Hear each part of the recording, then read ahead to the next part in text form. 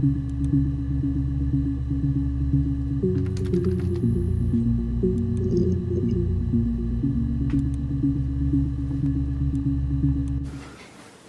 guess you could call it that, but we were both happy to get married. It was a beautiful wedding. We had our first dance to Come Back and Stay. I'm not sure if that's a good wedding song, but I loved it. I chose it. I mean, it was genuinely our first dance. We'd never danced together before. It was probably awful to watch, but I enjoyed it. It felt like it was just me and Simon for that moment. Just the two of us.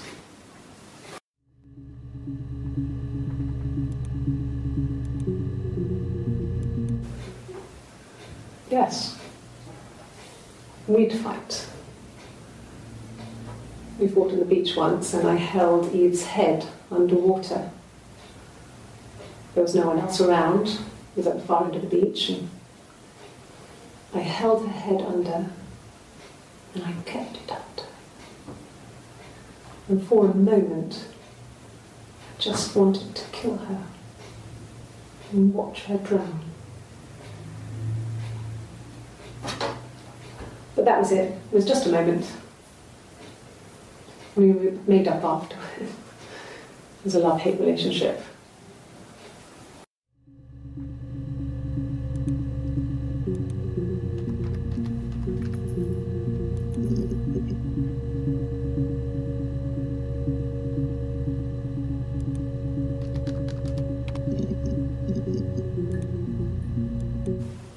Okay. I parked up on the street. It was busy, so I had to park down the end of the road. Walked up, knocked on the door, no answer. I took my keys out of my bag and unlocked the door. The main lock was unlocked. You can tell because the key doesn't turn when you try to turn it to the left. I walked in. Simon's coat wasn't on the peg. I couldn't see his shoes in the shoe rack. I shouted out. I walked straight into the kitchen because he usually sits in there to have a cup of tea and read his paper, but he wasn't there. I touched the kettle, it was cold. I looked quickly in the living room, nothing. So I walked upstairs to the bedroom and he wasn't there. I didn't search for him because it was pretty clear he wasn't there. I had a shower, the phone rang whilst I was in the shower. I didn't answer it, I think it was Eric. Then I was just exhausted. So I lay down on the bed and I fell asleep, though I didn't mean to. I woke up a couple of hours later and I was surprised to see no one in the bed next to me. And then I remembered where I was and what had happened. That's when Eric called again. This time I spoke to him. Then I called Doug and Eleanor. And then I decided to come and see you. That enough?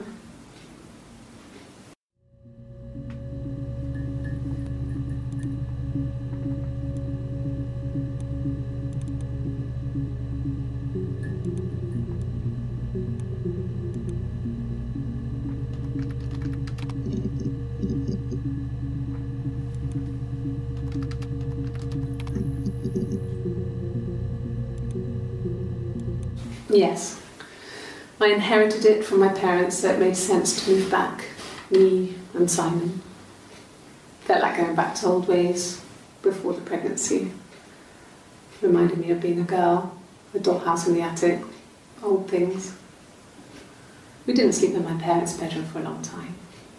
We decorated it as soon as we moved in, but it was another year before we started sleeping there.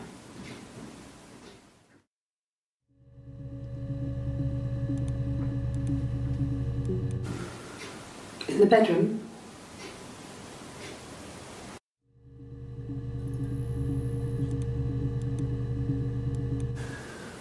that can't be right. In the bedroom.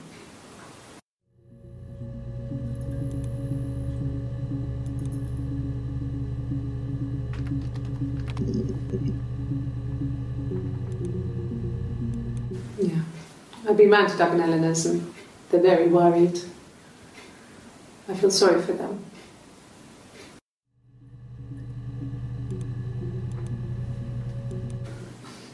I got a job to contribute, you know. Doug knew someone and I got a job as a dinner lady at the primary school. They said it didn't matter if I could cook or not, just don't poison the kids. So you see, it's always been complicated between me and Simon. It's never just been the two of us, there's always been pressure.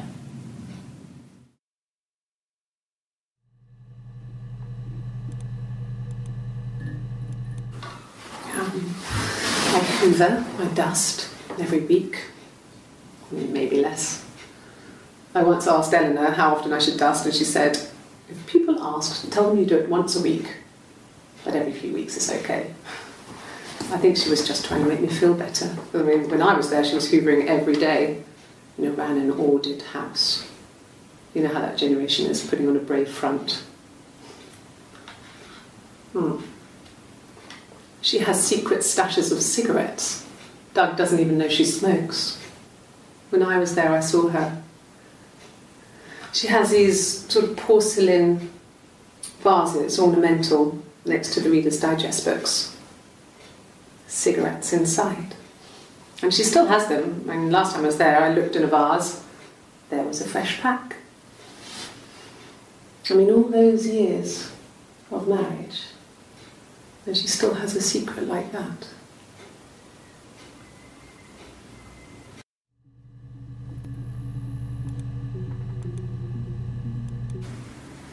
Yeah. 1984 was an awful year in the end. We were living at Doug and Eleanor's. I lost the baby at the end of spring and my parents died in the summer. It was a hot summer, a heat wave. So when they discovered the bodies, it was just awful. Because of the circumstances, them dying together like that, they brought in a lot of police. A forensic entomologist. I had to look that up. It was because of the heat. It's just awful.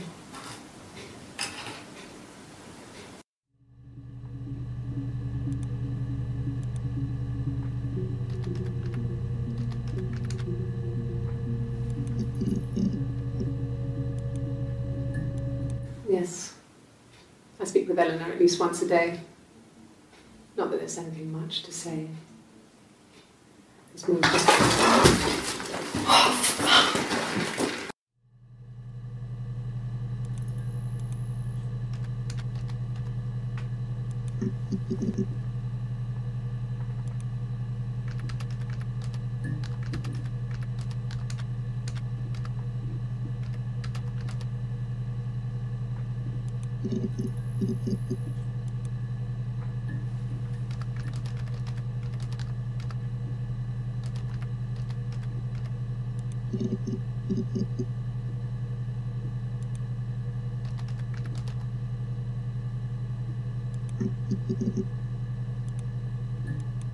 Nothing else happened that night. We talked, then I said goodbye. Then next week I was singing in the bar again and there he was. And again the next week, he offered to buy me a meal. I told him I had already eaten, and so we got chips and ate them on the beach instead.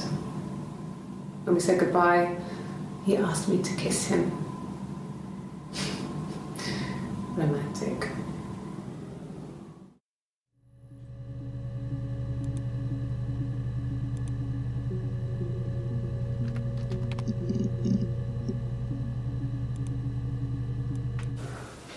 Well, my friend Eve. I mean, she was a friend from when I was a kid, and she was always more popular with the boys, and I used to hate her for it. I mean, really hate her sometimes.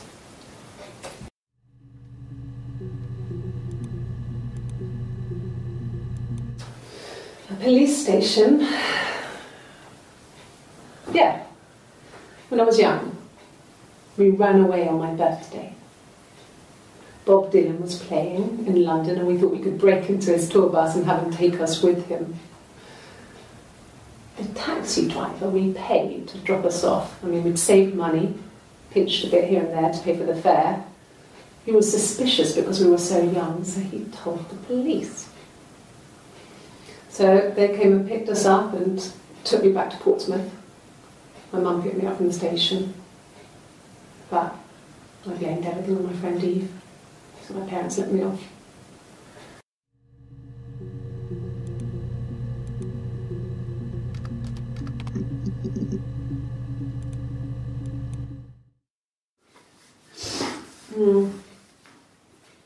I left the next day, Saturday. I slept for a few hours in the car. When I woke up, I came straight back. Simon wasn't returning my calls and I wanted to try and make up. I got back to the house and Simon wasn't there, and excuse me. Is there a bin?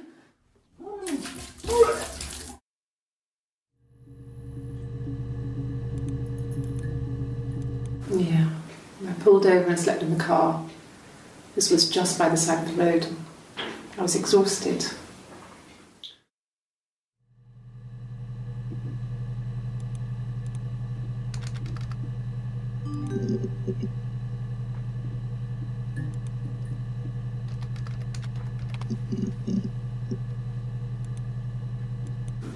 Yeah, when I was at school. I worked part-time in the front shop. It was sort of an extended family thing. My dad used to work there, my mum worked there before I was born. I took care of paperwork, filing, typing out invoices, that kind of thing. It was a good job for a girl back then. I didn't work a till or anything though, I was quite shy, so I wouldn't have liked to have worked a till.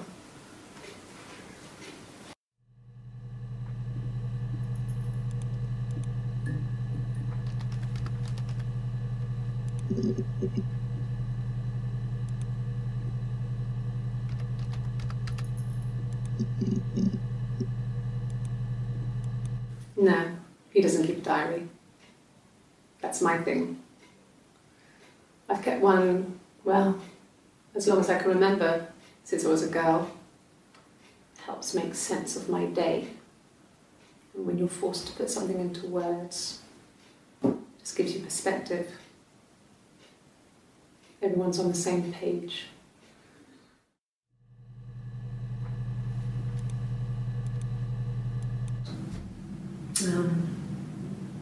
When I was 8, Mother died. She slipped down the stairs. It was an accident. I had read a diary at that point and I knew she wasn't my real mother. So I burned the diary that day and I left. Walked out and across the street.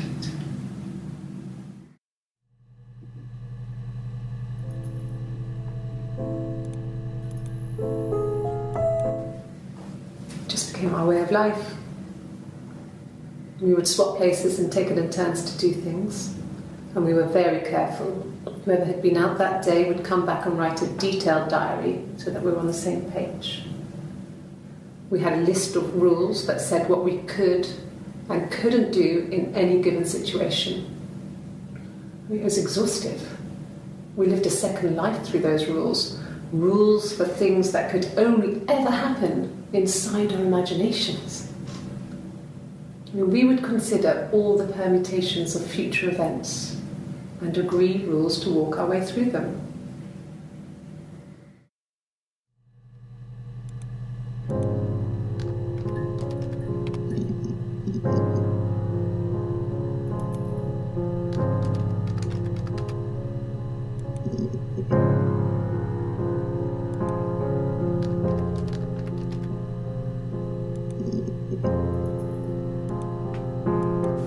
Yeah, we were 17.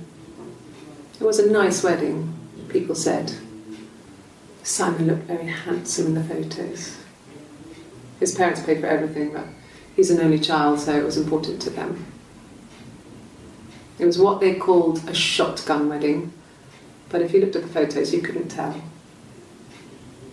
The dress was beautiful. It looked like Princess Diana's.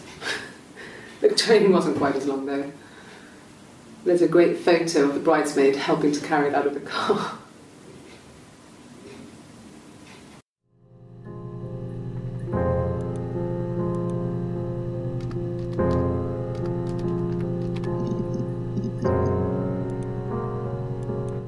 mobile phone? Yeah. Well, they have one for the glaziers, but it's only for work. I can't remember the number. Oh, it's in the kitchen. I saw it plugged into its charging cradle.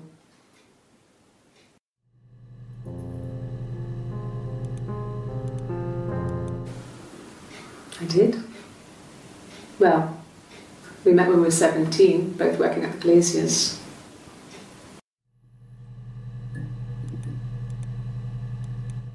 No, everyone loved Simon.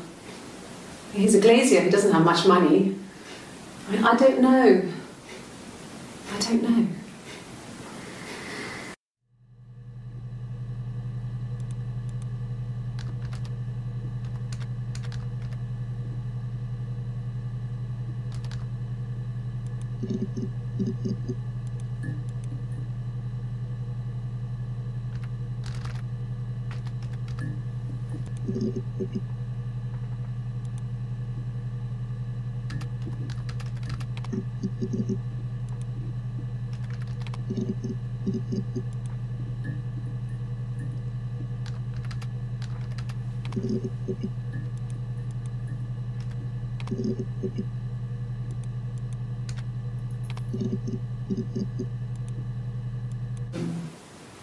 No, they were shut.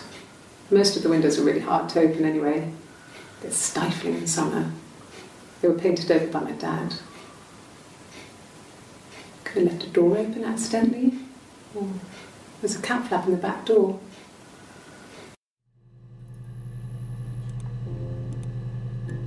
No, no cat.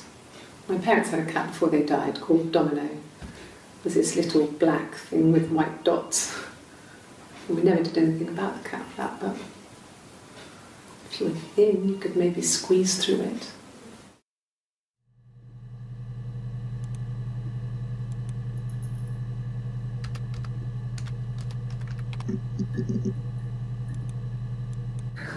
We loved our cat, Domino.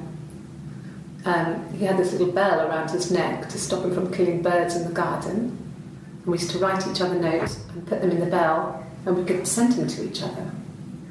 Mum found some of the notes once, and she thought I was just writing to myself because our handwriting was identical.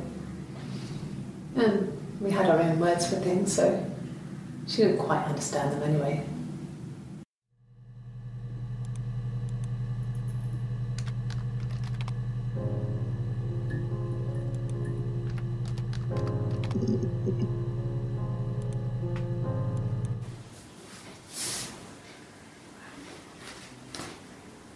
Okay, she's being chased. They're trying to catch her because she did something bad. I guess she broke the rules. Or maybe they think she did something bad. Maybe it wasn't her fault. She looks scared, not guilty. Maybe it was mistaken identity. Did they catch her there? I don't know.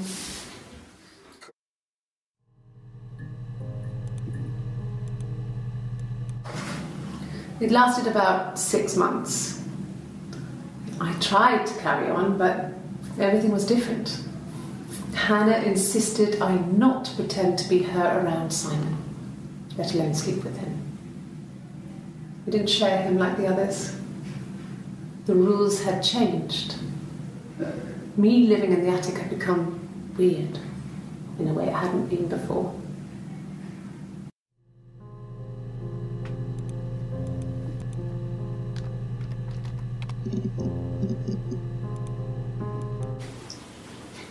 Okay, you got me.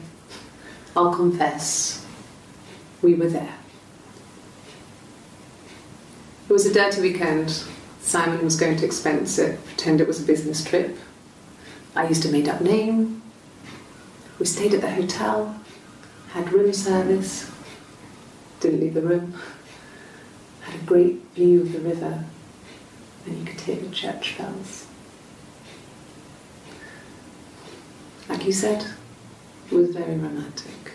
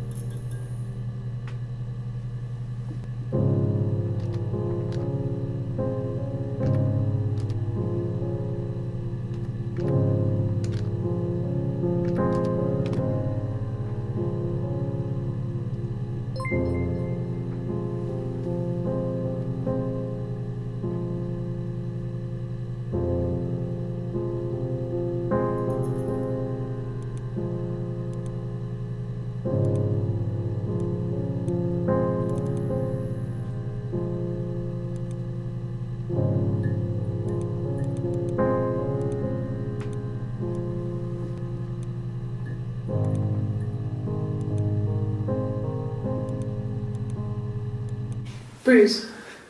Oh yeah, no, it's nothing. I was going through the top cupboard in my kitchen and the chair slipped and I kind of hit the door with my face.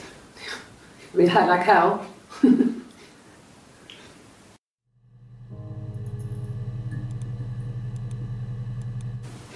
The bruise. I have a really fast metabolism, so stuff like that just comes and goes.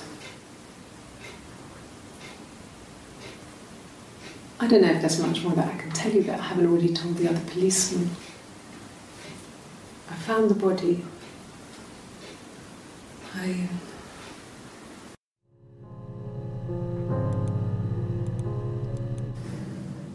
If one of us got hurt, the other one would have to be hurt too. A grazed knee, a bruise. When I lost my tooth first, we had to pull our harness to match. Once, I slept with a boy who was seeing another girl.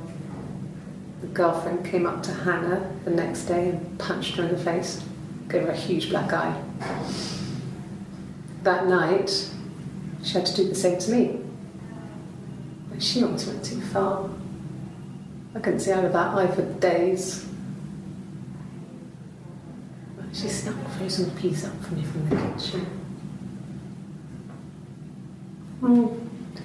So much of our bodies were synchronised anyway. We started our period on the same day, all our childhood diseases, stomach bugs, nits.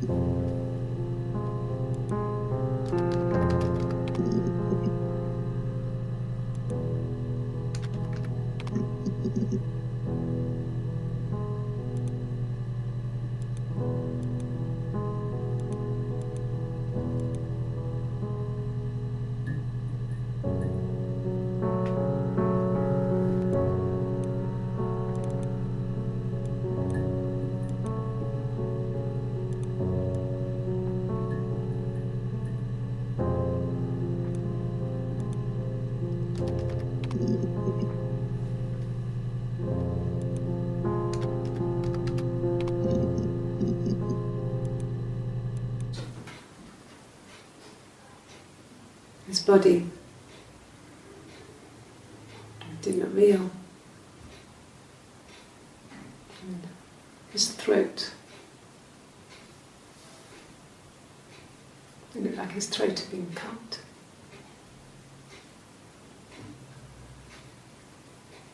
And I didn't see his glasses. He has these thick glasses.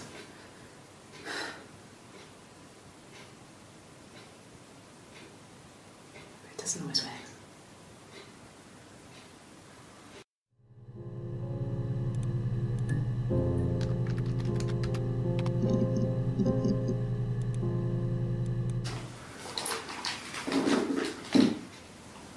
On his throat.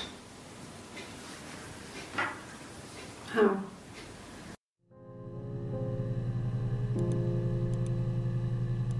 Like I said before, it was 3, something like that. I walked in, saw Simon. He was on the floor of the living room. His throat had been cut. There was a lot of blood.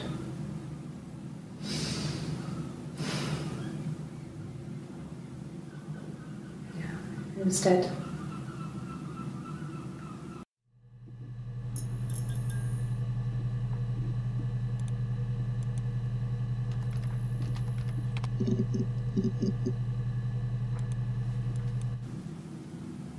She was sat behind him. She had my wig on. And she'd been there all day.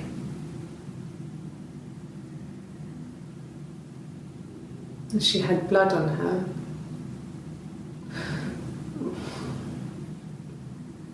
And she was in shock.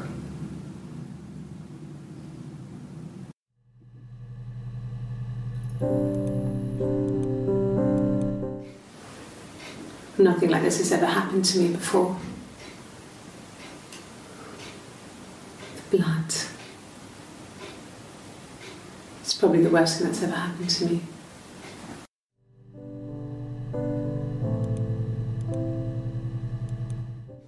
Okay.